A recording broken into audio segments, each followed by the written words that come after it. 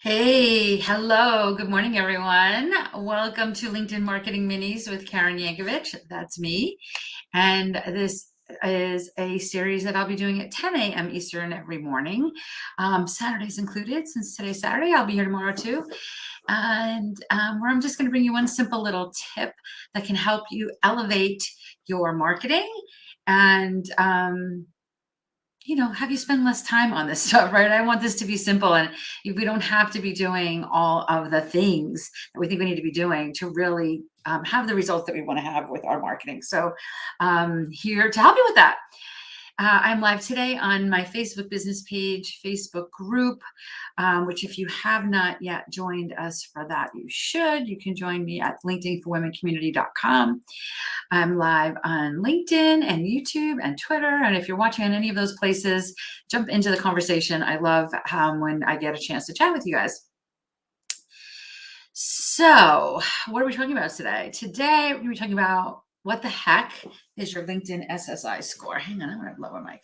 I have a standing desk. This is how I adjust my camera. I adjust my desk up and down. So, we're talking about your LinkedIn social selling index today. So what the heck is your LinkedIn social selling index? Well, it's a score that LinkedIn gives you, and it's compiled of a few different components. There's 4 different components, and I'll show you what those are in a minute. And it basically is a metric that LinkedIn gives us. I feel like it kind of gamifies our social selling activities, right? We can talk a little bit about do I think it's important? No. Do I think it's valuable? I do. And it's not, I don't really care what your score is. What I think is important is it growing, right? Is it getting bigger? And listen, we can't, there are some things we can do to affect our score, and we'll talk about what that is. But at the end of the day, we can't totally we don't really know exactly what LinkedIn does to make this change, right? We know a little bit about it. So it's calculated by things like, how's your profile? Are you using the tools, the search tools? Are you sharing content? Are you engaging with other people's content? Are you networking, right? And the social selling score, your social selling index definitely influences the algorithm. The higher your score, the more organic reach your post will have. Okay, so I don't talk a lot about how to get more organic reach. I care more about are your efforts here on LinkedIn bringing you content, bringing you value, putting more people on your calendar? That's what I care about. And if your SSI is going to get your content in front of more people, though, let's do it. Let's pay attention to it and see if we can grow it, right? So let me share my screen. And hang on, let me get rid of this because you guys don't need to be watching this now. Let me share my screen. And here we go. So if you look at the top of the screen, you'll see you get to your SSI score by linkedin.com/sales/SSI. LinkedIn.com. Oh, you can't see it. I'm looking at the screen right now. Okay, so you get to it by linkedin.com/sales/SSI. Or if you Google, how do I find my SSI score, you can get to it there. But also if you go to LinkedIn in the work session, you can navigate to it through your profile as well. But what you're doing is you're looking at my SSI score, right? And I never know what I'm going to find on this, right? It tells you a little bit on my team, what's your rank on your team. So if you're part of a team on LinkedIn, I'll show you that. What percent you are in your industry, what percent you are in your network. I obviously teach this stuff, so it's good to know that I'm in the top 1% of all these things. I like when the number's higher, but hey, we'll talk about why that's not so high. And then people on my team, what their average score is, which is 81, which is cool. But I think this is really interesting. So people on my team have an average score of 81, right? Which is me, right? So I rank 1 of 1. I guess I don't have other people on my team officially here. I guess that would be why that is. But this is what I find is interesting. People in my network have average 46. People in my industry average 37. So I feel like because I engage with people that engage, this is kind of what I've been telling you in all of these videos, right? Surround yourself with the best people in your industry. And when that happens, like you can see, people in my industry don't necessarily have as high a score as I have, but people in my network have an average higher score, right? So what is the scores? What are the components of the scores? So there's 4 components, right? One is establish your professional brand. And for that, I have a 24 out of 25. And that's basically, completing your profile with the customer in mind, right? Focusing, right? So you've heard me say this as we talked about, I think we talked about your headline so far in this. You want to focus on what people care about. Nobody cares about you. They care about what you can do for them, right? So you want a forward-facing profile. You want to be becoming a thought leader, publishing meaningful content consistently, right? This is all part of your professional brand. There are things that you can do if that particular score of yours is lower than you would like it to be, right? There's things that you can do. So, make sure that you've optimized your profile. Make sure that you've identified relevant keywords. Make sure that you're posting relevant content. Make sure that you have a powerful summary and you've got recommendations and you've got a banner, right? These are all things you can be doing. Post content, engage consistently, right? These are all things you can be doing to affect this part of your score. Now, again, I don't care what the number is, right? But if your score is a 15 here, then it just means that there's more you can do to be showing up here on using this tool called LinkedIn, right, in a more powerful way. And the better we get at this, like the more ease we bring into our business, right? Like none of the things I mentioned here are things, and nowhere does it say, and be on LinkedIn 24 hours a day, 7 days a week.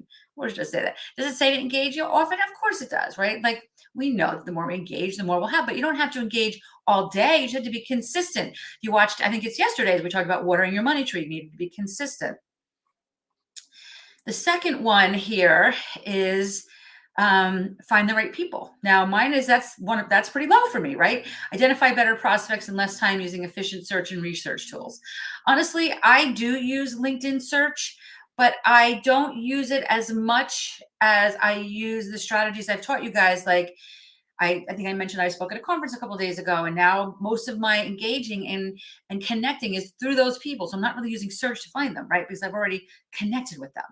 So I could use, if I wanted to grow this number, or if I wasn't putting the right people on my calendar, then this is someplace you would want to look, right? You would want to look at, are you filtering your second level connections? Are you connecting with them? Are you joining relevant LinkedIn groups, right? Are you reviewing the profile of people that check out your profile, right? These are all things that can affect this score here, okay?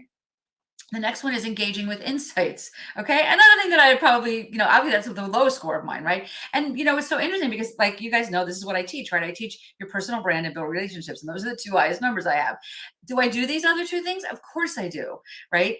But to me, these 2 things put the calls on my calendar, right? But I do, as I look at this, I'm looking at, okay, what can I do if I engage with insights more?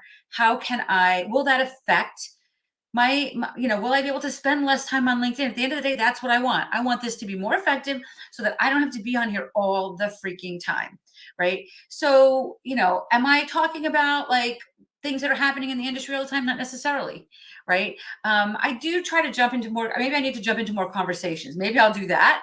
Like, cause I think jumping into conversations and sharing my insights on more comments, maybe that would help with this number, right? But these are things that you can do to increase these numbers. And if I was looking to do a better job on LinkedIn, these are the 2 places I would look, right?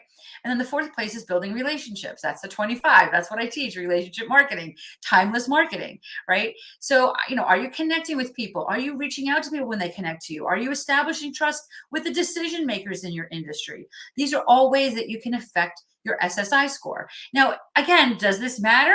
No, it doesn't matter at all. But it's it's kind of a way to see if your efforts are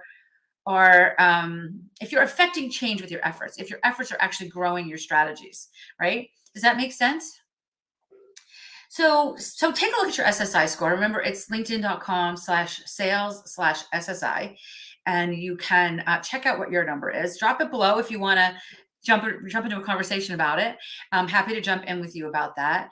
And, know that I'm here for you if you want to get some help with this. If you want to grow your business, use LinkedIn more effectively to put more of the right kinds of calls on your calendar. We're not talking about spam here. We're not talking about spamming your network. We're being really intentional.